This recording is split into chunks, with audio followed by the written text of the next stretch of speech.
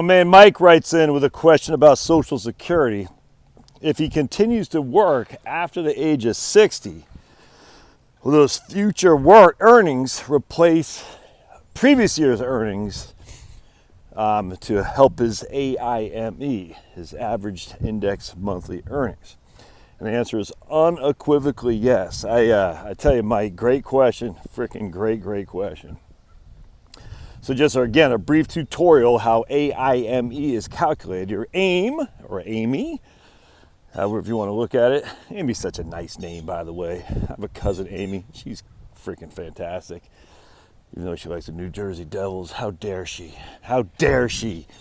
Anyway, actually my sister just sent her daughter, Hannah, to a New Jersey Devils game the other day. How dare she? How dare she? All right. So remember, the AIM is what your Social Security PIA, primary insurance amount, is based on. So people say, what's my benefit? Well, your benefit is your PIA, your amount that you get your full retirement age. We'll just say 67. Some of you guys, it might be 66. Most of us nowadays is 67. All right. What the PIA is based on your average index monthly earnings, which is based on what? Well, they take your top 35 years of earnings, they index them with your average wage increase until the age of 60, and then in the indexing essentially is, it's not the same as cost of living adjustment, so I don't know what the AWI is for last year. I think the AWI for 2020 was like 2.9, where the COLA was 5.9. So if you're like me and you're under the age of 60, you got a 2.9% increase in your indexing numbers. If you're over the age of 60, you got a 5.9% COLA. Now, Devin Carroll did a video on this about the COLA kicking in at 62, and he read from a Social Security statement. And I tell you, my memory difference is different than that. I think that the AWI goes until you're 60, and then the COLA kicks in. You know, I'll defer to Devin. He's smarter than me. But I tell you, man, I could have sworn I read in the Social Security website that it's AWI until 60, and then COLA is after that. In fact, I could have sworn when you actually run your own indexing numbers using the Social Security Administration tool, it says that. But be it as it may. For this video, we'll just say 60, just because I'm already halfway through the video, I guess. But anyway, Devin would say it's 62 is when the COLA kicks in, and it's AWI until then. I just seem to think differently, but I'm willing to be wrong, if that makes sense. Atlanta Braves, big first W yesterday. Got the big win in game 1.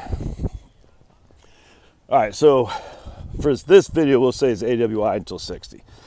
All right, so AWI, for me, I'm 51. My wife is 47.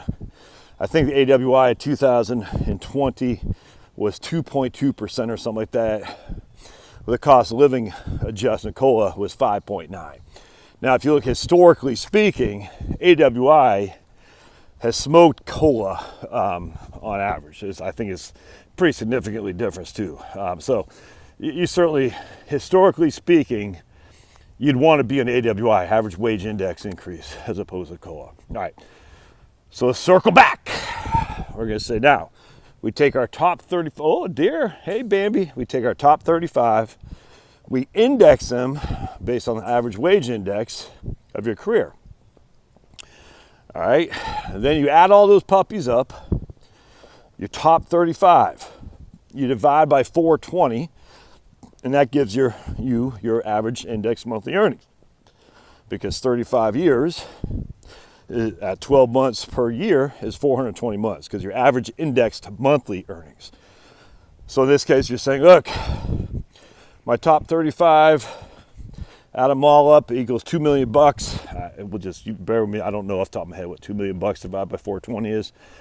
But I got $2 million of total indexed earnings. Divide that by 420. It's always going to be 420 as a divisor. Always. Always remember that. If you work 40 years, you're only going to take your top 35. If you work 30 years, they're going to take your top 35. Well, inherently, 5 of those top 35 years are like nothing, because it's always 420, your top 35. So if you only work 30 years, they're still taking 5 of those 35 years will be 0 because you didn't work for 5 years. I tell you, people don't get that. They don't divide by the number of years you work. They divide by 420 because that's it. 35 years of average index monthly earnings.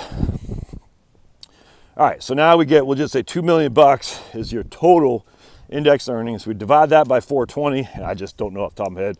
Let's just say it's $4,000 is your AIME. That's not your Social Security benefit. You have to go into the bend points and figure that out. And I just can't remember off the top of my head. I think it's like the first 960 of that 4,000 is 90% of that will be the first bend point. So 960 times 0.9, I think it's like 870. Your first bend point will be $870 that you'll get for Social Security. The next amount above 960, you only get 32% of that. So whatever that is. So for simplicity, I know it's confusing, right? But I tell you, you gotta, for me, I got a big old lump of coal in my brain. So I need it to be time and time and time again, things explained. And then one day it just hits. I'm like, oh, okay. Other people get it quicker. They're like, why do you need to keep doing that? Because I'm not as smart as some people. I don't have the same brain structure. So for me, I need to be bump, bump, bump, all right? So now we're sitting there saying, so my man Mike says, look, I got $2 million of total indexed earnings, which gives me 4,000 is my AIME. Now, if I work another year, and now that drops off, one of my lower years of earnings, like I always say, in 1989, my first full year in the Army, I made all of, I think it was $8,000. Even after indexing, that will still only give me the equivalent of today of like $40,000, something like that. I don't know off the top of my head. Well, I'm making more than $40,000 this year, right? So every earnings year that I get after 35 will replace a lower earnings year, even if I'm 60 or even 70 years old or even 80. Every year I get that makes more money than my previous 35 years of index earnings will replace. So I'm swapping out lower earning years when I was young, most likely, for higher earning years when I'm older. And Elaine Floyd from Horse's Mouth talks about this a lot. Well, I don't know about a lot, but she said she was 70. She's past 70, and she don't look like it. She looks young.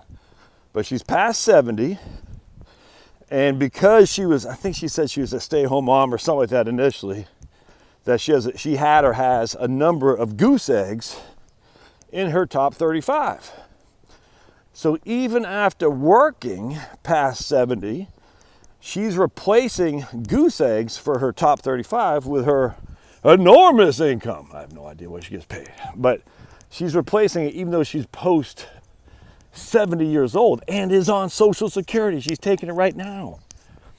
So Social Security readjusts her average index monthly earnings with her new income. And that's, I tell you, man, that's one of the benefits that I think a lot of people discount on Social Security. You can increase your benefits by continuing to work even post 60, post 70, especially if you have a bunch of goose eggs in your top 35. So to answer your question, Mike, absolutely, working beyond 60 could help your benefit. It won't reduce it, but it could help. Hope this makes sense. We'll see you. Whew.